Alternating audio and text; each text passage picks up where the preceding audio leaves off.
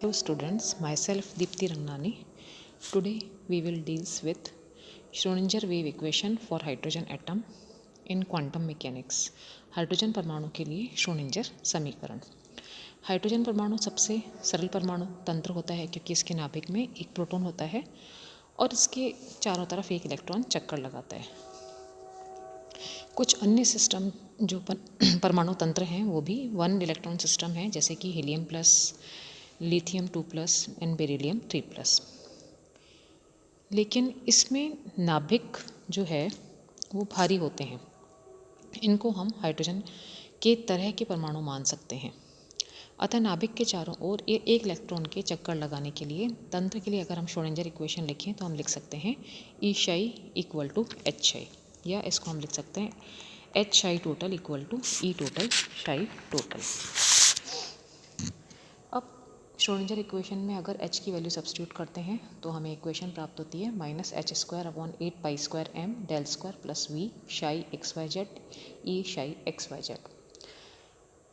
एक कण के लिए अगर तीनों विमाओं में श्रोडिंजर इक्वेशन लिखेंगे तो del2 psi/del x², del2 psi/del y² del2 psi/del z² plus 8π²m/h² E minus v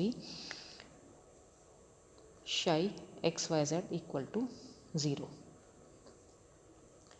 इसी को हम रिड्यूस्ड फॉर्म में ऐसे लिख सकते हैं del square psi plus 8π²m/h² E minus v psi equal to 0। और अगर हम m का भाग देते हैं तो हम लिख सकते हैं 1/m del square psi plus 8π² E minus v psi is equal to 0। Hydrogen परमाणु में दो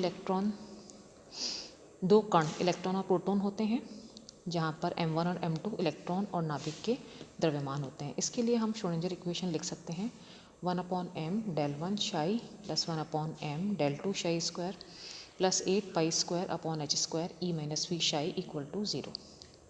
अगर हाइड्रोजन परमाणु या हाइड्रोजन जैसे परमाणु के लिए m को सामान्य द्रव्यमान म्यू से बदलें, क्योंकि हम जानते हैं कि mu is equal to m1 m2/m1 plus m2 होता है। अतः श्रोडिंजर इक्वेशन में अगर हम m के स्थान पर म्यू रखते हैं तो 1/μ del square psi plus 8π²/h² E minus v psi is equal to 0 होता है। अब इसमें जो v है वो स्थित ऊर्जा है और इसको हम लिख सकते हैं infinitive to r f dr, या लिख सकते हैं -ze²/r, जहाँ पर z जो E है वो नाभिक और इलेक्ट्रॉन E का आवेश है और r जो है नाभिक से डिस्टेंस है। Schrodinger equation del square psi plus 8π²μ/h² E plus z'(E²/r psi is equal to 0।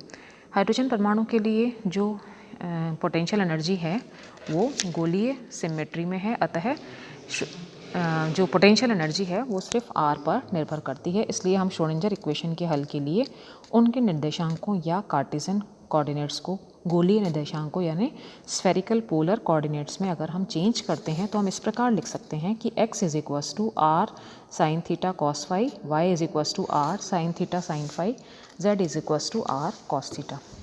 अब इनको अगर हम 1/r², इसको हम अगर सब्स्टिट्यूट करते हैं इक्वेशन में x y z की वैल्यू, तो हमें इस इक्वेशन जो है वो 1/r² जो कि हमने लिख रखी है इस तरह से प्राप्त होती है, जो कि फर्स्ट इक्वेशन में दिखाया गया है, जहाँ पे psi जो है वो r थीटा और फाई का फंक्शन है। इसको हम इक्वेशन को रिड्यूस करके हम नेक्स्ट इक्वेशन में कन्वर्ट करके लिख सकते हैं। और इसको हम अगर सिंपलेस्ट फॉर्म में करना चाहते हैं, जो श्रोडिंजर जो इक्वेशन है इसमें दोनों गोलीय निर्देशांकों पर आश्रित होती है, अतः प्रत्येक समीकरण में केवल चर राशियों पर निर्भर करती है। तो इसको हम लिख सकते हैं del2 z/del phi square plus m square z is equal to 0, या 1/sin theta del theta sin theta del y/del theta plus beta minus m स्क्वायर/sin square theta y is equal to 0। Third equation हम लिख सकते हैं 1/r² del r square del r/del r plus minus beta r/r² plus 8π²μ/h² E plus z²/r capital R is equal to 0। तो इन समीकरणों के जो सामान्य हल हैं वो अलग अलग तरह से हम निकालेंगे। तो अब हम पढ़ेंगे सेपरेशन ऑफ वेरिएबल्स या चर राशियों का पृथक्करण।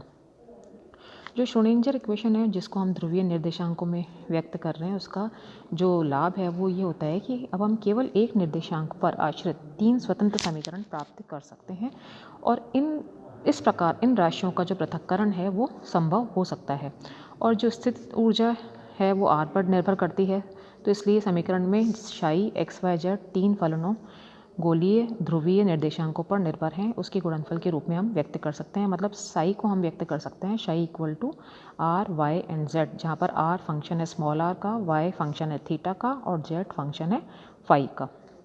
तो इसको अगर हम अगर डिफरेंशिएट करते हैं इस इक्वेशन को, अगर शाई वाली इक्वेशन को अगर r के सापेक्ष डिफरेंशियल करेंगे तो y और z कांस्टेंट रहेंगे, थीटा के सापेक्ष डिफरेंशियल करेंगे तो r और z कांस्टेंट रहेंगे, और अगर फाई के सापेक्ष डिफरेंशियल करेंगे तो r और y कांस्टेंट रहेंगे। और इन इक्वेशंस को इसमें प्रतिस्थापित करेंगे अबव इक्वेशन में, तो हम इसको इक्वेशन लास्ट इक्वेशन मिल रही है उसके अकॉर्डिंग लिख सकते हैं।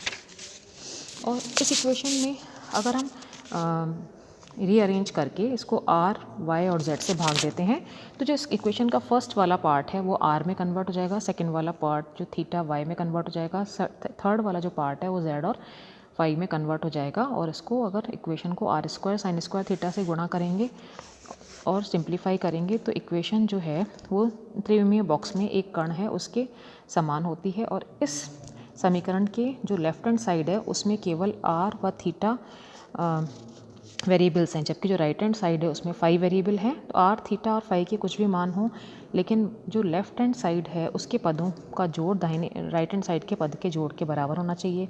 और ये तब पॉसिबल है जब दोनों ही पक्षों के समीकरण के मान एक ही नियतांक के बराबर हों, जो कि नियतांक को हम m² मान रहे हैं। तो इसलिए हम लिख सकते हैं 1/z del 2z upon del phi square is equals to -m², या इसको हम लिख सकते हैं अगर इसको राइट हैंड साइड में लेफ्ट हैंड साइड में ले आते हैं m² को, तो हम इसको लिख सकते हैं del 2z upon del phi square plus m²z is equals to 0। यहाँ m² का प्रयोग किया है ताकि 0 और 2 पाई के बीच जो है z और del z upon del phi के मान जो है वो कंटिन्यूस प्राप्त हों। इसमें एक ही राशि फाई है, अतः समीकरण इसको फाई समीकरण कहते हैं। तो अब जो r और थीटा है उसको हम पृथक्करण करते हैं। पृथक्करण करने के लिए इसमें भी हम साइन स्क्वायर थीटा से भाग देंगे। साइन स्क्वायर थीटा से भाग देने के बाद फिर वही जो लेफ्ट हैंड साइड है उसमें जो फंक्शन है वो r का चरांक होता है, जो राइट हैंड साइड है वो थीटा पर निर्भर करता है। और इसमें फिर हम एक कांस्टेंट बीटा यूज़ करते हैं और इसको बीटा के बराबर लिखते हैं और इसको फिर y से गुणा करते हैं। और y से गुणा करने पर हम इक्वेशन को बना सकते हैं m² y upon m² theta minus 1 upon sine theta del by del theta sine theta del y by del theta minus beta y is equals to 0। और फिर इसको हम थीटा रीअरेंज करके थीटा समीकरण में व्यक्त कर सकते हैं। उसके बाद हम वाम पक्ष को भी थीटा के बराबर रखेंगे। थीटा के बराबर रखने के बाद r अपॉन r² से गुणा करके व्यवस्थित करेंगे तो हमें लास्ट वाली इक्वेशन जो है वो प्राप्त होती है। उसके बाद हम इस तरह से हम तीनों जो इक्वेशंस हैं पृथक चर राशियों को हम पृथक कर रहे हैं और तीनों अलग अलग इक्वेशन प्राप्त कर पा रहे हैं r, थीटा और फाई में। तो अब हम आगे क्वांटम संख्या और उसका महत्व पढ़ेंगे, जिसमें कि हम अलग अलग इक्वेशंस को यूज़ करेंगे, phi equation, theta equation and त्रिज्या समीकरण इक्वेशन। Thank you.